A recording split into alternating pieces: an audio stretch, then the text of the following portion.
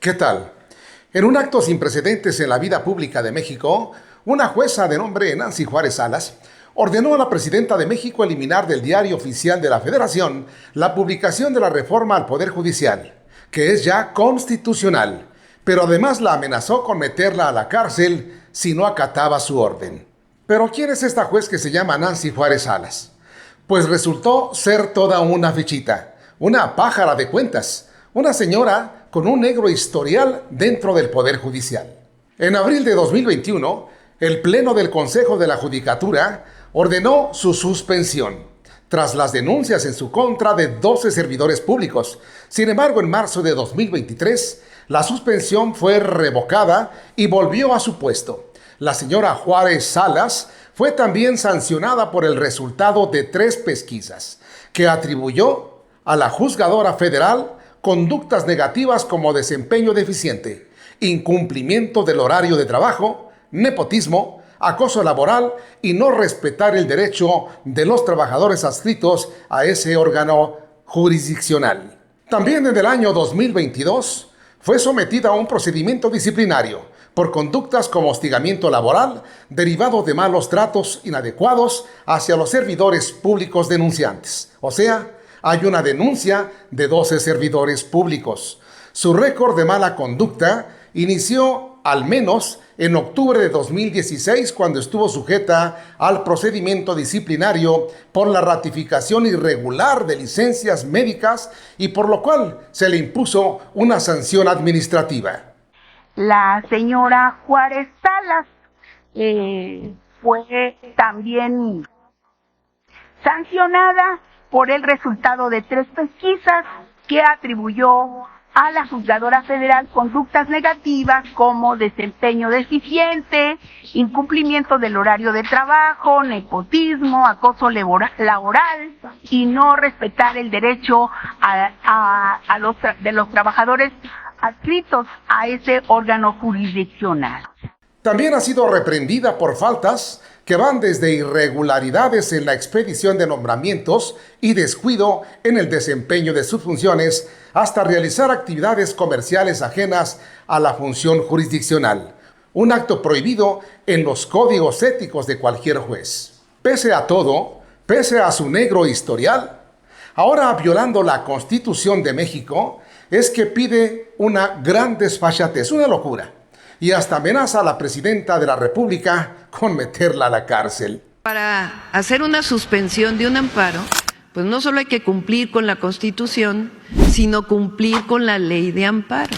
¿Qué dice la ley de amparo? En el artículo 61, el juicio de amparo es improcedente, 1, contra adiciones o reformas a la Constitución Política de los Estados Unidos Mexicanos.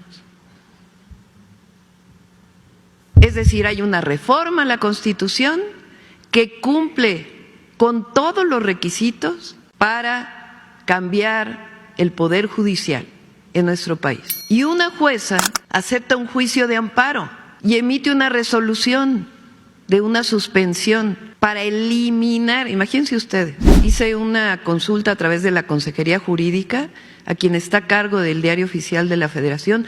Nunca se había recibido en 30 años al menos que tiene esta persona en el Diario Oficial una notificación para eliminar. Pues sí, para eliminar una publicación donde tomó vigencia parte de la Constitución. Está claro que lo que mueve a esta jueza no es el conocimiento de las leyes, sino el odio al saber que nunca más en su vida volverá a ser jueza, que quedará desempleada, porque con ese negro historial, imposible de que con la nueva Constitución vuelva a ser jueza. La frustración corroe por igual a todos y cada uno de los jueces, magistrados y ministros. Aquí el abogado constitucionalista Eduardo Andrade explica los términos jurídicos. ¿Qué tal, amigas, amigos de TikTok? Me da gusto saludarles nuevamente.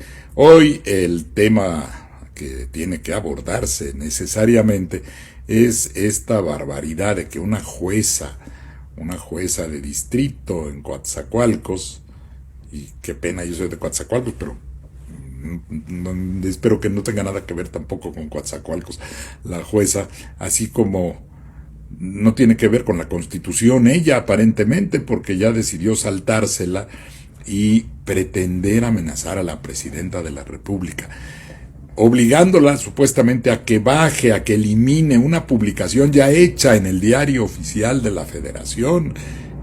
¿Qué va a decir eso? Decir aquí, donde estaba esto publicado, ya no está, ya se fue, pues el diario ya existe, ya está publicado, ya está impreso, ya está en las redes, en versión electrónica.